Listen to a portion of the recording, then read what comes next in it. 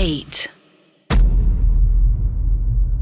अब हॉस्पिटल के अंदर क्या हुआ कि ट्यूमर ठीक हो गया राहुल इनका। यहाँ पर एक बहुत अजीब सी चीज हुई कि 2 महीने के भीतर इनका ट्यूमर ठीक हो गया। 2nd स्टेज का था और डॉक्टर्स का ये मानना है कि 2nd स्टेज का ट्यूमर ठीक होने में करीबन 4 से 5 महीने अगर बहुत सही तरीके से आप लगा रहे हो तो लगते हैं। वो 10 दिन में सही नहीं हो सकता। उनका सही हो गया पर उनके ब्लड में दिक्कत आना शुरू हो गई आउट ऑफ नोवेयर।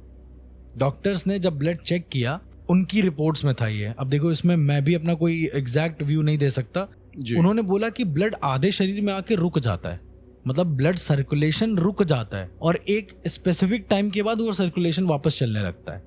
मतलब 4:07 पे वो सर्कुलेशन रुकेगा और 4:09 पे फिर वो चलने लगेगा। पूरी बॉडी के साथ ये सीन होता है। शायद दिल में नहीं होता था, इस वजह से वो बच गए एक तरीके से, लेकिन उनके पूरे खून में यही होता था। रात को वो ये कहते थे कि मेरे सामने एक आकृति खड़ी है जिसका चेहरा नहीं है, लेकिन वो आकृति है, उसका कोई तो चेहरा हो सकता है।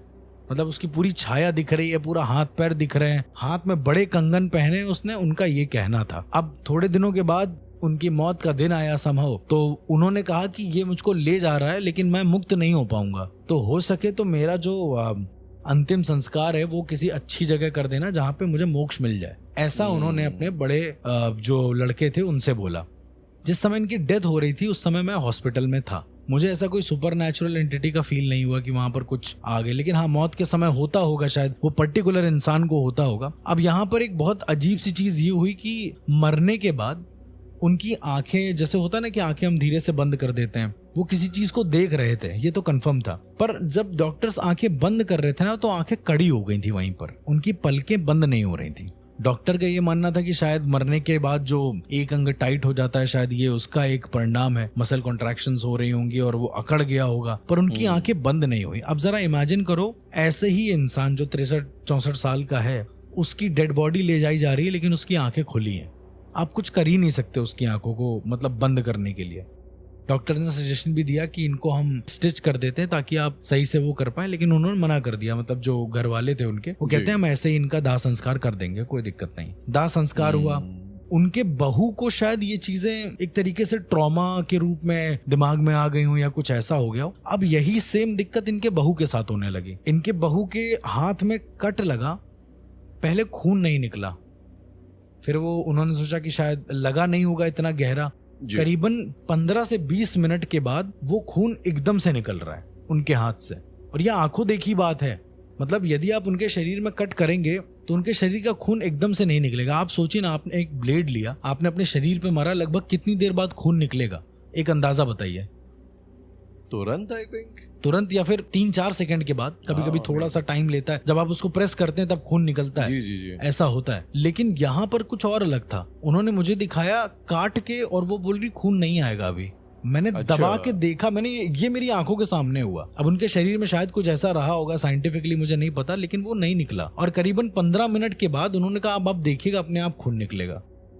मैंने कहा आपको कुछ अंदर से फील होता है क्या? तो वो कहती है अंदर से ऐसा लगता है कि खून कोई मतलब पुश कर रहा है बाहर की ओर, और खून फिर बाहर आ जाता था उनका, और बहुत ज्यादा आता था। जैसे जो हम लोगों का धीरे धीरे निकलता था, वो उनका एक बार में निकलता था। पूरा शरीर एकदम उनका सूख के एकदम कांटा हो गया था ऐसा। फिर उसके बाद वहां पर 2-3 अलग अलग अनुष्ठान होते हैं, वो मैंने उनके घर में जब करे तो उससे ये समझ में आया कि इनके घर में ऐसी एक प्रक्रिया की गई है जिससे इनका तमस गुण या फिर जो बेसिकली ब्लड है वो कंट्रोल किया जा सके। रक्त दर्पण और रक्त मुक्ति दान की एक क्रिया होती है जिसमें आपको ब्लड कंट्रोल करना सिखाया जाता है। ये अघोर पंथ में भी होती है, ये कौलाचार मार्ग में भी होती है, ये अलग अलग पद्धतियों में भी होती है, लेकिन वो अपने शरीर का ब्लड कंट्रोल करना सिखाया जाता है। अब वही है ना कि आपको सिखा दिया है, अब आप उसका उपयोग अपने ऊपर करें चाहे दूसरों के ऊपर करें। तो वो शायद किसी पंडित ने या किसी तांत्रिक ने इस चीज को करा होगा, और उनकी पत्नी भी मर गई एक तरीके से। जब तक चीजों के बारे में पता चलता कि किसने किया है क्या है, क्योंकि मैंने सिर्फ पता करा था, उसके बाद कुछ ऐसा हो नहीं पाया था। उसके बाद फिर वहां पर उन्होंने बहुत बड़े बड़े 2 यज्ञ करवाए, अच्छे अनुष्ठान। मैंने नहीं करे, मैंने उनको रेफर करा था किसी को करने के लिए, उन लोगों ने करे, तब जाकर वो पति जो है, मतलब जो बड़ा बेटा था, वो बचा, वरना वो भी मर जाता। मतलब मुझे लग नहीं रहा था कि उसकी हालत देख के कि वो जिंदा रहेगा, लेकिन समहाउ उसके ब्लड में धीरे धीरे रिकवरी होने लगी।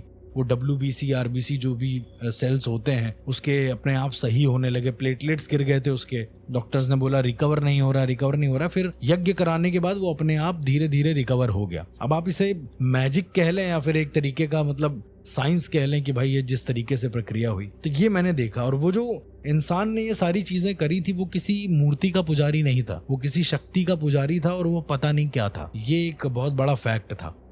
रिसेंटली अर्श मैंने एक अजीबोगरीब केस के बारे में सुना है। अभी मैं आपको बता रहा हूँ जो स्टोरी है, अभी इन डिटेल क्या है मुझे पता नहीं, लेकिन आप मुझे इसके डीपर एस्पेक्ट्स बताइएगा, इसकी पॉसिबिलिटी बताइएगा कि अगर है कि नहीं है। अब ये केस आई थिंक छत्तीसगढ़ का है। छत्तीसगढ़ में एक बड़े कोई रईस बिजनेसमैन थे, तो उनके बेटे की नई नई शादी हुई जी, लेकिन बहू जो है बहुत उससे आई थी, तो कोई छोटे उससे आई थी इकोनॉमिकल बैकग्राउंड से। और कुछ टाइम बाद इनका एक बेबी हुआ। ये बेबी जब थोड़ा बड़ा हुआ तो इस बेबी के साथ अजीबोगरीब दिक्कत होने लग गई। उसकी कभी भी आंखों से खून आ जाए, कभी उसके कान से खून आ जाए, अच्छा, कहीं से भी उसके जो है अचानक से जो है खून निकल आता था। तो इन्होंने काफी डॉक्टरों को दिखाया, ये वो सो, कुछ समझ में आया नहीं। इवेंचुअली उस लड़की का एक भाई था, उसकी डेथ हो गई। और उसकी डेथ कुछ ऐसे हुई कि उसका भाई मतलब कमरे में सो रहा था, सोते सोते डेथ हुई। और रातों रात में, मतलब रात में सोया, सुबह उठा, सुबह उठने भर में उसका शरीर का मतलब चेहरे का मांस सब गल गया। ओके, मतलब उसकी आंखों से खून बह गया, उसकी आंखें पिघल गई, उसके कान से खून आ गया। ये इस तरीके सच में ऐसा मतलब कहीं पर हुआ? छत्तीसगढ़ का एक केस है। ओके, इवेंचुअली कुछ टाइम बाद उसके फादर का भी सेम सीन हुआ, इसी तरीके से उसके फादर की भी डेथ हो गई। और इवेंचुअली उसका जो बेटा जो था वो भी फिर इवेंचुअली भर्ती हो गया। उसका भी कहीं ना कहीं उसका मांस वांस जो है गलने लग जाता था। जी। तो जब इसके बारे में पता किया गया तो पता कुछ ऐसा चला कि जो लड़की थी वो लड़की को कुछ बहुत भारी टाइप का मांगलिक दोष था। मांगलिक क्या, उससे कुछ ज्यादा ही कुछ था, हाइपर टाइप का। ओके। और उसके फादर ने किसी कपालिक से उसने जो है कांटेक्ट किया और उस कपालिक ने बड़ी अजीबोगरीब टाइप की क्रिया करी जो मैंने शायद लाइफ में पहली बार सुनी। उसने उस लड़की के साथ जो है, जो बच्ची थी, छोटी थी, उसके साथ संभोग किया। ओके। और जब लड़की प्रेग्नेंट हुई तो कुछ टाइम बाद उसका अबॉर्शन करा लिया। जो अबॉर्शन में जो निकलता है ना, आई थिंक फीटस जिसको कहते हैं, भ्रूण, तो भ्रूण के साथ उसने कुछ तांत्रिक कपालिक क्रिया करी और उसके बाद बोला कि अब ये जो है शादी कर सकती है। और उसके बाद फिर वो गया और वो भ्रूण का इस्तेमाल जो है बाद में कुछ ना कुछ चीजों के लिए करता था। और जब भी वो किसी चीज का इस्तेमाल करता था तो इम्पैक्ट इनके परिवार पे भी आता था। कुछ ऐसा लाइक कहानी मतलब केस में से निकल के आया। अब ये क्या एक पॉसिबिलिटी है? बिकॉज आई थॉट कपालिक है और इस तरह की चीजें शायद आप भी पहले बता चुके हैं। तो अगर मैं आपसे पूछूं लाइक क्या आपने कभी ऐसा कोई केस हैंडल किया या इसी केस में आपको लगता है कि क्या कपालिक की एक पावर कैपेसिटी हो सकती है कि वो इस किस्म का काम कर सके? और क्या ये कोई क्रिया है इस तरीके की? नहीं, तो जो कपालिक ने जो किया, जो भी किया, उससे क्या फैमिली को फायदा हुआ? वो लड़की का अपेरेंटली उसका दोष हट गया। उनका ये मतलब ये दिखा कैसे कि मांगलिक दोष हट गया? अब भाई ये तो उसका उसकी फैमिली जाने मांगलिक दोष कैसे तो तभी पता लगता है ना जब हस्बैंड मर जाए। हस्बैंड नहीं मरा तो उन लोगों ने मान लिया कि ये तो एक बहुत बड़ा मिसकंसेप्शन है। पहले तो मुझे ऐसा लगता है। आप मांगलिक दोष जैसी चीजों को मानते हैं? नहीं, क्योंकि अघोर पंथ नहीं मानता इस चीज को, बिल्कुल भी नहीं मानता। अच्छा, मांगलिक दोष अगर ऐसा कोई दोष है भी तुम्हारे ऊपर, तो हमारा ये मानना है कि आप एक नॉर्मल मंत्र से, उसके उच्चारण से अपने दोष को 2 मिनट में दूर कर सकते हैं, या एक पर्टिकुलर साधना के तहत आप उसको दूर कर सकते हैं बहुत आसानी से, कोई दिक्कत नहीं होगी। लेकिन आप ये कह लें कि कोई पति मर गया और उसकी वजह से उसने ऐसा ऐसा कर लिया, तो ये मैं नहीं मानता इस चीज को, तो मैं बिल्कुल भी। और खैर इस तांत्रिक ने या कपालिक ने जो करा, ये भ्रूण विद्या के अंतर्गत आता है। इसमें इस किस्म की चीज होती है, भ्रूण विद्या इस किस्म की चीज होती है। मुझे ये पीछे वाला प्रोसेस नहीं पता कि उसने संभोग क्यों किया और क्यों उसने बच्चा किया इस तरीके से, लेकिन भ्रूण के साथ एक प्रयोग होता है और वो प्रयोग मैं पूरी तरीके से तो नहीं बताऊंगा, मैं आधे स्टेप्स उसमें गायब कर दूंगा। तो उस प्रयोग में बेसिकली भ्रूण को ही भगवान मान लेते हैं, ऐसा करके कई सारे साधना होती है। भ्रूण की साधना नहीं होती है। साधना तो चलो एक आत्मा की हो गई, आपने एक आत्म, भ्रूण को डीटी मान लेते हैं पूरी तरीके से। तो भ्रूण को प्रॉपर उसके चेहरे पर जब एक भ्रूण पैदा हो जाता है या उसको तांत्रिक किसी तरीके से निकाल लेता है, तो उसको वो शमशान में एक दीवार पर लटकाकर, वो दीवार भी बकायदा चुनी गई दीवार होती है कि इस दीवार में ये डायरेक्शन होनी चाहिए जी, उसमें वो दीवार पर उस भ्रूण को लटकाता है किसी तरीके से, और उस भ्रूण के सर से जो कपाल होता है उससे कलावा बांधकर उसको अपने पैर से टिकाता है, मतलब अपने पैर से लगा लेता है। इससे उसका मानना है कि भ्रूण के अंदर की सारी एनर्जी उसके अंदर ट्रांसफर हो जाएगी। ये वही कॉन्सेप्ट जो पैर छूने वाला कॉन्सेप्ट है, ठीक है। और उसके बाद भ्रूण के हाथ को लकड़ी से सेट करके मतलब ऐसा कर देता है कि वो हाथ सामने की ओर दिखाए, मतलब उस तांत्रिक की ओर दिखाए। और एक साधना के दौरान, एक पर्टिकुलर मंत्रोच्चारण के दौरान ऐसा कहते हैं कि वो भ्रूण जीवित हो जाता है और फिर वो तुम्हारी सारी बातें मानता है जो तुम कहते हो।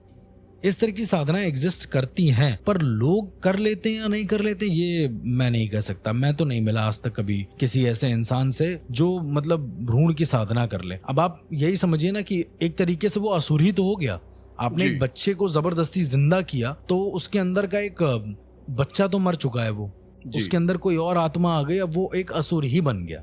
फिर उसके बाद ऐसा भी कहना है कुछ लोगों का, आज भी कुछ ऐसे जगह मौजूद है जहां पर नहर ताल करके कोई जगह है, मुझे एग्जैक्ट नाम नहीं याद आ रहा है उसका, जम्मू कश्मीर के आसपास है वो। तो नहर ताल में क्या होता है कि वो लोग अभी भी राख और खून को मिलाकर एक ताबीज बनाते हैं और वो ताबीज बकायदा पूजा वूजा करके उसको, और पूजा करते भी हैं तो शमशान घाट में करते हैं, मतलब किसी मंदिर की पूजा नहीं हो रही, चिता की पूजा हो रही है। वो करके स्त्रियों और बच्चों को बांधने के लिए देते हैं, भूत या प्रेतों से बचने के लिए, और बच भी जाते हैं वहां पे। मतलब अब ये प्लेसिबो इफेक्ट है कि क्या है मुझे नहीं पता, लेकिन इस तरह की कोई भी तांत्रिक विद्या नहीं मौजूद है कि जिसमें आप राख में, इस पे तो और डबल ट्रिपल आ जाने चाहिए वापस आपके पास कि राख में आप खून मिला रहे हो, वो भी अपना ही रक्त मिला रहे हो और उसको ताबीज बना के आप बांध दे रहे हो किसी बच्चे के। तो ये तो मतलब ये तो वही है कि अपने पैर पे कुल्हाड़ी मार रहे हो आप। आई मीन अर्श, ये ना फॉर एग्जाम्पल मैं आपको एक बात बताऊं, साउथ में कहीं पे एक मंदिर है जो कि दुर्योधन का मंदिर है, शायद आपने ये चीज सुनी होगी। ओके। यहाँ पे पहली बात तो यार मुझे ये नहीं समझ में आता है कि अगर चलो हम लोग महाभारत शुरू करते हैं, ठीक है, तो जो महाभारत के कैरेक्टर्स थे अपार्ट फ्रॉम कृष्ण, क्योंकि कृष्ण को तो अवतार माना जाता है, जो बाकी कैरेक्टर्स थे कई जगह पे लोग उसका भी मंदिर, मैंने घटोत्कच के मंदिर की हम लोग बात कर चुके हैं। जी। मुझे शायद उत्तराखंड में कहीं पे मुझे पता है कि जहाँ पे भीम का भी मंदिर है और फिर ये दुर्योधन का मंदिर। अच्छा, ये मंदिर भी है और इसकी जो है मान्यता भी बहुत है।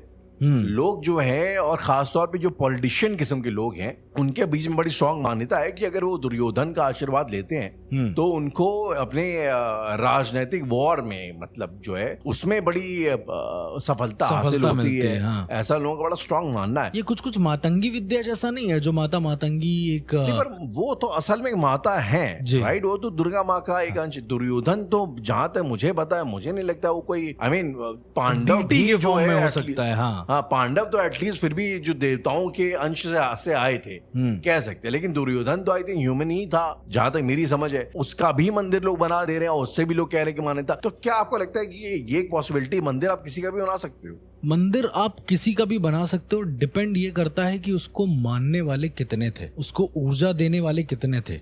मुझे ऐसा लगता है ना राहुल कि डीटीज को ऊर्जा भी हम ही प्रोवाइड करते हैं, या फिर एक तरीके से यूनिवर्सल ऊर्जा जो बन जाती है। अगर यूनिवर्सल ऊर्जा कहें तो क्या होगी, हम सबकी सम्मिलित ऊर्जा यूनिवर्सल ऊर्जा हो गई एक तरीके से। और वही कह देते हैं कि बहुत अलग टॉपिक है, लेकिन उसमें दुर्योधन आ जा रहा है तो इसमें कोई बड़ी बात नहीं है, क्योंकि उसका भी तो अपना एक मतलब तप था ना, वो भी एक तपस्वी था बेसिकली। उसको अगर आप देखेंगे दुर्योधन को, उसने आई थिंक आखिर में जल साधना वगैरह भी करी थी जो मुझे अगर वो जल समाधि ले सकता है, वो इतनी चीजें कर सकता है, इसका मतलब उसका जो औहदा है, अगर वो आज के टाइम पे आप देखेंगे तो एक अघोरी के समान ही हो जाएगा। जल समाधि, वायु समाधि, ये सब इतना आसान काम नहीं है। मतलब ये आम पंडित और तांत्रिकों के बस का काम ही नहीं है। इसका मतलब उसकी ऊर्जा खुद में बहुत ज्यादा रही होगी। हमें ऐसा लगता है हमें पहले डीटी के बारे में समझ लेना चाहिए, क्योंकि हो सकता है दुर्योधन का जैसा मान लीजिए डिस्ट्रक्टिव नेचर था जिस हिसाब से महाभारत में एक्सप्लेन किया गया है, तो हो सकता है कि उसको मानने वाले लोग भी